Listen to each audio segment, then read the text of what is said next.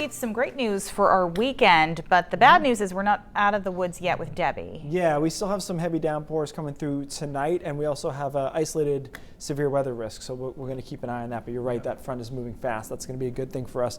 Our radar, honestly, except for the morning, hasn't looked that intimidating. However, I was caught in a couple of these little tiny green echoes that were really quite tropical downpours. A lot of moisture in the atmosphere right now, and so any of these put down really heavy rain. Look back into New Hampshire, starting to develop more showers and thunderstorms there. And we still have a tornado watch box in through Vermont and upstate New York. I would argue that those storms are just about to outrun that box. At this time, the Storm Prediction Center in Oklahoma has not added another box, so they would be the entity that would put a tornado watch box over western Maine if they saw fit, and we haven't seen that so far. That being said, they're still sheer at the low levels of the atmosphere, so I still think it's possible that one or two of these storms come across here and get a little spinny, and then we'll have to watch them for the possibility of an isolated tornado.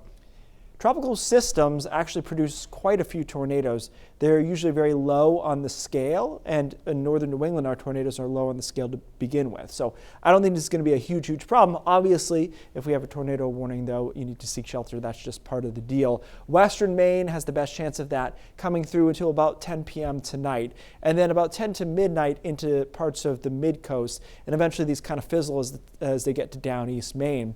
We talked about the speed of this precipitation. It kept moving up and up and up. And I think by Tuesday we were saying, hey, we might be able to get a half day in on Saturday. At this point, it's basically the whole day. This rain moves out so quick that only Washington and Hancock counties and maybe a couple of the islands likely see showers kind of during the normal morning hours. The rest of us are cleared out right from the get-go, and we're into the mid and upper 80s with a lot of sunshine. It's really quite sticky tomorrow, too, so it's kind of a classic summer day on the heels of that tropical moisture. Sunday looks good, too. Temperatures at that point in the upper 70s to around 80. A little bit breezier on Sunday, but we got a great weekend out of this, which is really amazing because it looked like it could rain all weekend. We roll into next week, too, Monday, Tuesday, Wednesday. They all have isolated shower chances, but I think most of the day is dry. And then the models are hinting at some sort of tropical system here late next week into the weekend.